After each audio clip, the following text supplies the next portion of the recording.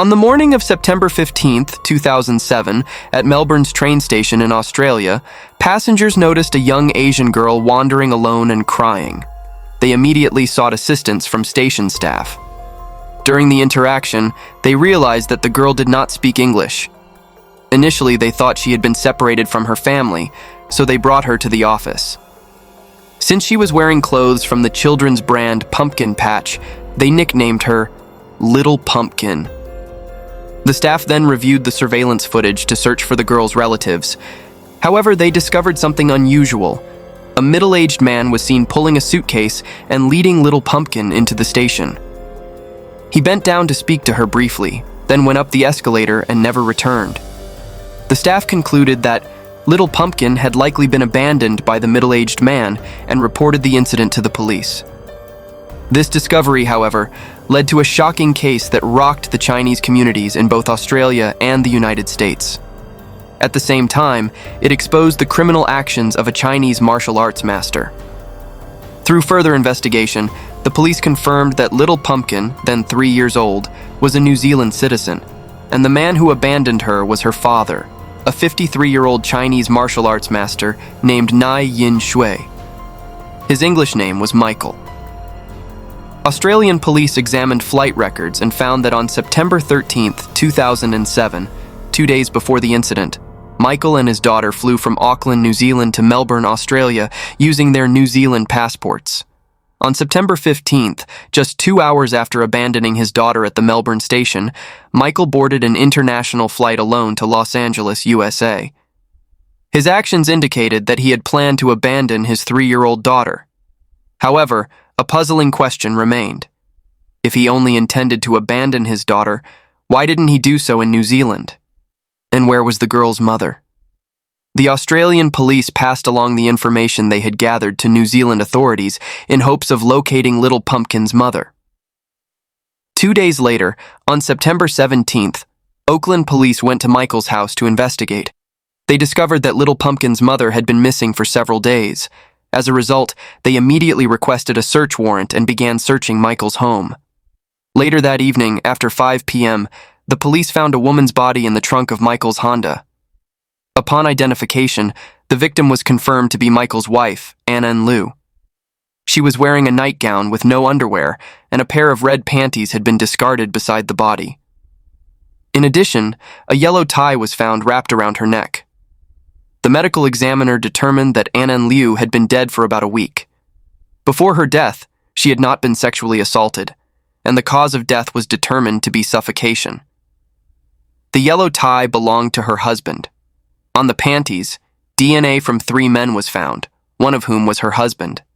Michael had flown with his daughter to Australia on September 13th, then abandoned her and continued on to the United States. All these suspicious actions pointed to Michael as the prime suspect in the case. After entering the United States, no one knew where Michael had gone. The case immediately caused a stir in the Chinese community in New Zealand, as Michael was regarded as an influential figure within the Chinese community. He was born in 1954 in Yingluo, Hebei, China, and grew up in Liaoning. From a young age, he developed a deep interest in martial arts. He began practicing martial arts at the age of 8 and later received instruction from various masters. By that time, he had gained some fame in the martial arts community in northern China. Michael later claimed to be the 6th-generation successor of the Tai Chi style. Of course, from a modern perspective, this title doesn't carry much weight. However, in that era, with the presence of many martial arts masters, the title held significant meaning. In 1983, at the age of 29, Michael claimed to have been ranked among the top 10 martial artists in China and was hailed as a master by the international martial arts community. He went on to write and publish an autobiography, declaring himself the Grand Master of Tai Chi. With the reverence of his disciples, Michael opened a martial arts school to attract more students and earn tuition fees. Among his students were prominent members of society, and as a result, he enjoyed both fame and fortune. His career flourished, and during this time, Michael was able to purchase a luxury car. All of this was the result of the combined efforts of Michael and his first wife. Gradually, Michael's students began to realize that their master was just a braggart with no real combat experience. This became Michael's biggest weakness. As a result, the number of students and the revenue of his martial arts school started to decline, eventually making it unsustainable. However, Michael heard that his martial arts were highly regarded abroad, so he decided to take a risky step. In 1996, Michael emigrated to Auckland, New Zealand. At that time, he was over 40 years old and had just divorced his first wife. Michael lived in New Zealand with his daughter and opened a martial arts center there. Each year, he held several martial arts performances. He also tried to teach martial arts in the US, but ultimately, it didn't succeed. The Chinese community had mixed opinions about Michael's martial arts skills and character. Many people believed that he was all talk and had no real talent. In short, Michael always presented himself as a distinguished master, but regardless of the country, he didn't attract many students. The main reason for this was his rude, domineering personality and his strong need for control. Michael repeatedly abused his daughter, making her childhood unhappy. When he traveled to the US, he left his daughter at home without any care or responsibility. Moreover, from his previous marriage, it was clear that he often attacked his wife and children, which made his daughter feel unsafe. Once she became independent, his daughter chose to leave and never returned. During this time, Michael met a woman from China named Anan Liu. Anan Liu was born in 1980 in Changsha, Hunan. Her mother was a senior manager in a business. Initially, Anan had a very good job in China, but she later decided to further her education and study abroad. In 2002, she arrived in New Zealand at the age of 22. However, upon arrival, Anan Liu discovered that she had been deceived by a recruitment agency. Instead of enrolling in a prestigious university, she was placed in a language school. She had to pass her exams within 6 months, or she would have to return to China once her visa expired. This made it difficult for her to improve her English, especially since life in the Chinese community rarely required speaking English. After a traffic accident left her injured, the 6 months passed quickly. As her visa expiration loomed and she was unable to pass her exams, Anan Liu tried to extend her visa, but was once again scammed by an agent. Most of the money she had brought with her was taken, and facing the prospect of returning home empty-handed, Anan Liu was determined to stay. The lonely and desperate young woman decided to do whatever it took to remain in the country. She began living illegally, without a stable place to stay. By October 2002, unable to afford her rent, Anan Liu searched for cheaper accommodations. It was during this time that she met Michael, a landlord offering affordable housing in Auckland. After learning about her situation, Michael told her she didn't need to pay rent. All she had to do was keep the house clean, and she could stay.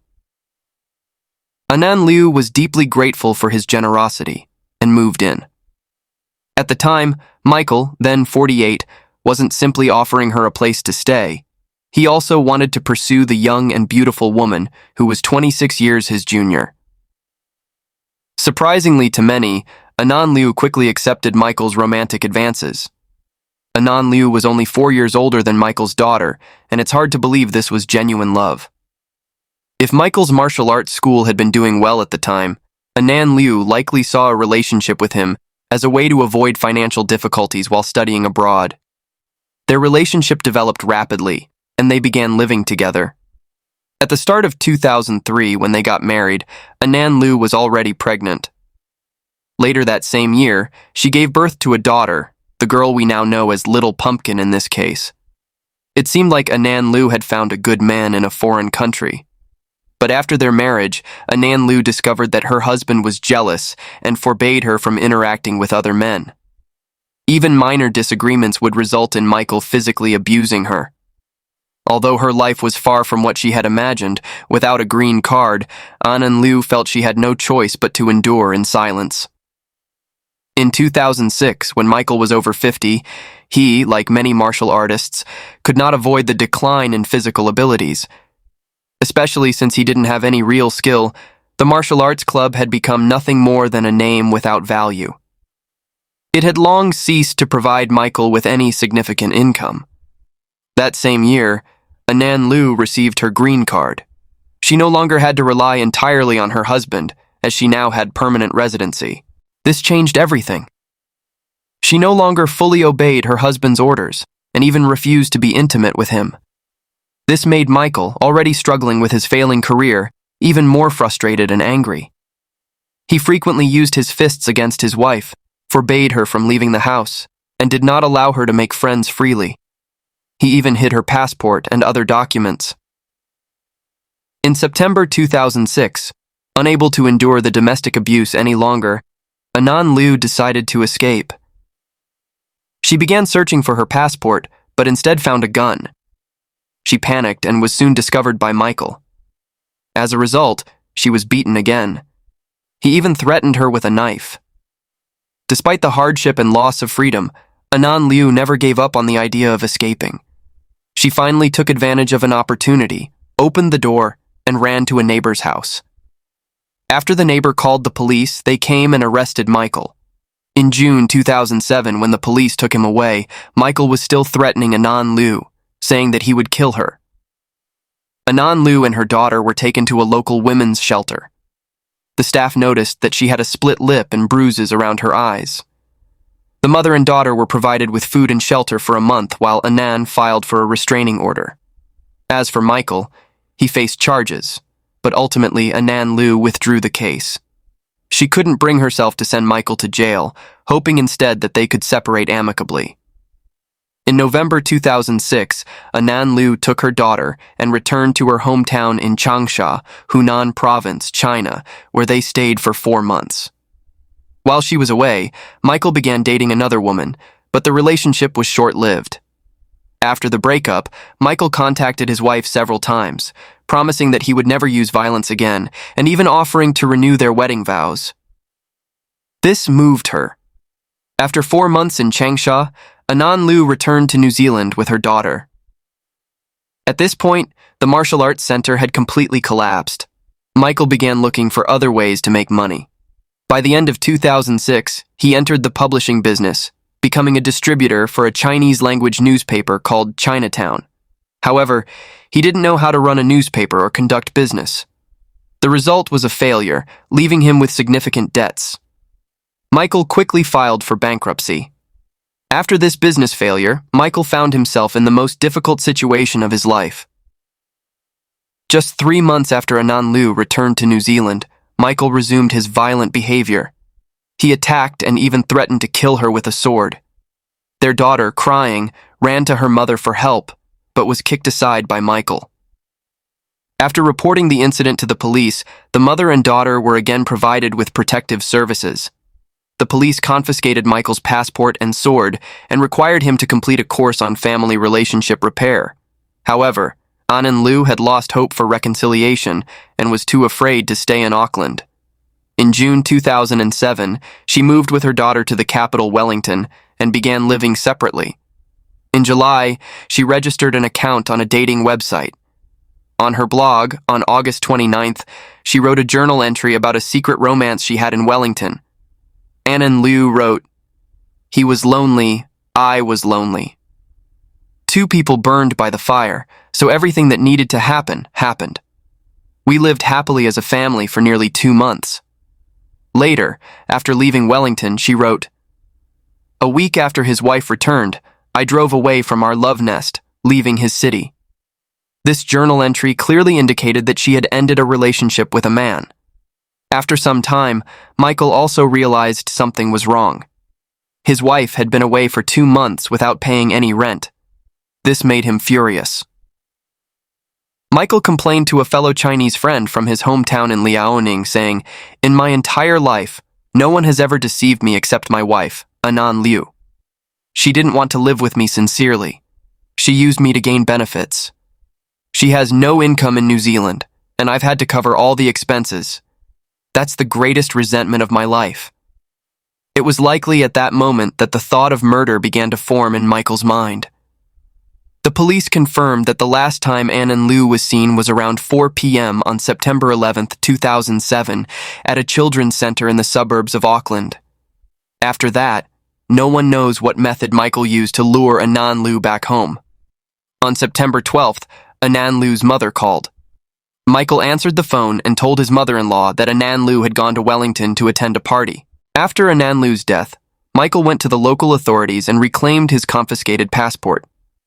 The next day, on September 13th, he flew with his daughter to Melbourne, Australia.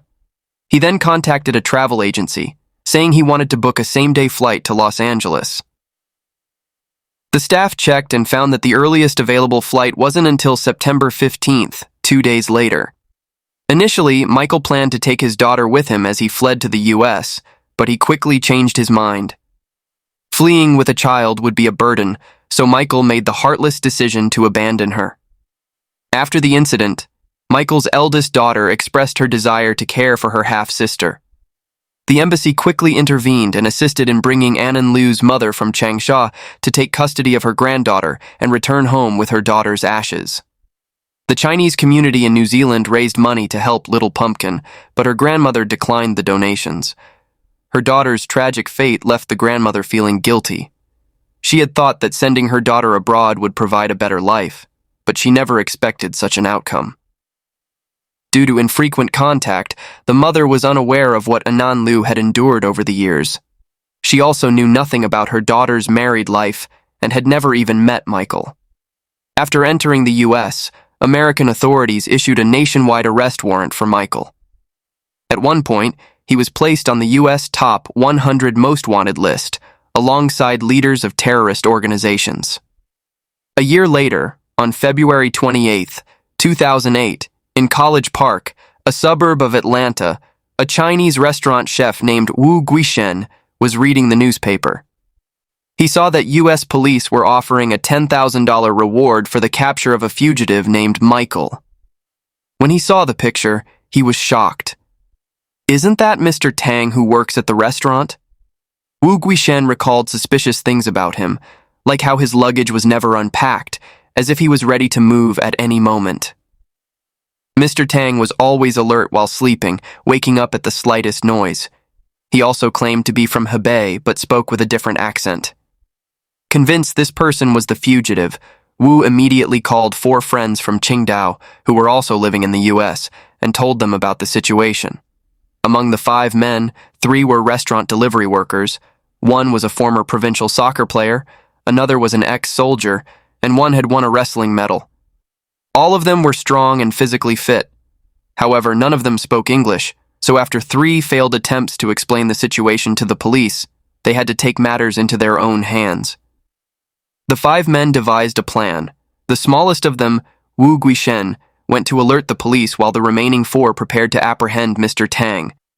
That same night, they all gathered at the apartment under the pretense of going out to eat together. However, the fugitive quickly sensed something was wrong and prepared to leave. The 4 men decided to act immediately. The retired soccer player moved forward to block the fugitive, while one of the men tackled him to the ground. At the same time, the others rushed in and tied his hands and feet with leather straps. When the police arrived, the fugitive was already restrained. Inside his wallet, they found a New Zealand driver's license confirming his identity. The international manhunt had finally come to an end. The fugitive was later extradited to New Zealand. The 5 men who captured him received a $10,000 reward, but they decided to donate the entire amount to charity. They were praised by both the media and the Chinese community for their actions. On June 2, 2009, the Auckland High Court in New Zealand officially opened the trial of Michael for the murder of his wife and abandonment of his daughter. A case that had shocked 3 countries, New Zealand, the United States, and China. Michael was charged with murder. The trial took a long time, with over 90 witnesses involved. Michael attempted to defend himself by claiming that he was not the murderer. He stated that he only placed the body in the trunk of the car to avoid responsibility, and that he fled with his daughter to escape being arrested. Forensic experts had found mixed DNA on Anan Liu's underwear, with the majority belonging to Michael, but 2 smaller DNA samples came from 2 other men. This introduced some uncertainty into the case. While Michael's DNA was found on the tie used in the crime, DNA from another man was also discovered. Michael's defense attorney presented a startling argument, claiming that the victim's blog and dating website activity showed evidence of her infidelity and provided a potential motive. They suggested that Anan Liu may not have been a victim of murder, but instead died during rough sexual activity with others. The attorney argued that it was possible Anan Liu did not die in her own home, but accidentally suffocated during intimate relations with two other men. The mysterious man then allegedly placed her body in Michael's trunk. Forensic experts testified that DNA could spread in certain ways. Even saliva in the air could carry DNA, and it was possible that DNA was transferred when clothes were washed together in the washing machine. They did not rule out the possibility that, before her death, the victim had close contact with another man. However, this contact might have occurred at different times, and it did not entirely exclude the possibility of Michael's involvement in the crime. One undeniable fact remained. Before Michael murdered his wife Anan Liu, their marriage was filled with violence and jealousy.